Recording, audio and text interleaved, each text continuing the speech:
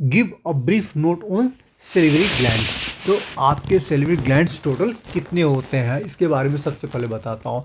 तो एक्चुअली ये क्या हो जाती है, ये हमारे मुंह में कई होते हैं छोटे बड़े, लेकिन मेन 3 पेयर ही होते हैं। तो कोई भी आपसे कोई पूछे कि हाउ मेनी, तो आप बोलेगा 3 पेयर्स ऑफ सेलिवरी ग्लैंड। तो हमारे मुंह में 3 पेयर ही होते हैं। और इसका मेन काम क्या है, the saliva break down starch into sugar. तो देखिए बेटे, ये हो जाती है स्टार्च। स्टार्च क्या होता है, कार्बोहाइड्रेट। इस चीज़ को ये तोड़ता है और इसको शुगर में कन्वर्ट करता है। इसका मेन का शुगर मतलब C6H12O6 इसमें कन्वर्ट करेंगे, मेन काम यही है। तो आपसे क्वेश्चन पूछा जाएगा कि where from the digestion start, तो it starts from our mouth. कहाँ से, जब आपका ये सलीवा काम करता है। अच्छा, इस सलीवा में कौन से एंजाइम होते हैं, एमसीक्यू क्वेश्चन पूछेगा, तो यू मस्ट नो कि इसको बोलते हैं एमाइलस। एमाइलस एमाइलस आप इसको स्पेलिंग देखिएगा, बार बार बोलिएगा तो आपको याद हो जाएगा। इसका और एक नाम है पिटाइलिन।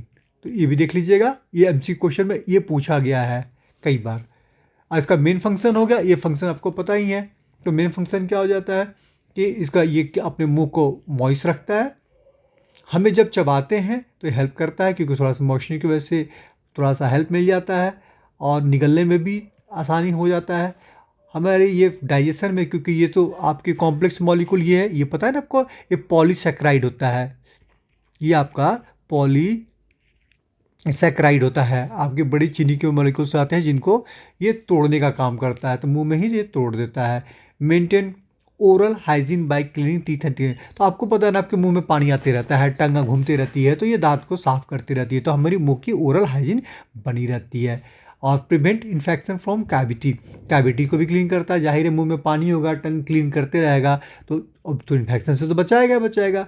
और लास्ट है रेगुलेटिंग पीएच बैलेंस। ये पीएच बैलेंस क्या होता है, आपको पता है बच्चे कि आपके मुंह में न्यूट्रल होना चाहिए। न्यूट्रल होगा मतलब उसकी पीएच आपके 7 के लगभग में होगी अगर, तो आपका दांत खराब नहीं होगा, क्योंकि दांत तो कैल्शियम का बना हुआ है।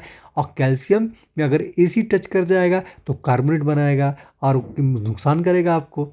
तो क्या होना चाहिए उसमें, आपको ये बार बार लार वहाँ से क्रॉस करके वहाँ के एसिडिटी, मतलब जो भी फूड पार्टिकल्स या जो कुछ सड़ रहा है उसको हटाते रहते हैं। इसलिए बहुत ज़रूरी है पीएच बैलेंस करने के लिए।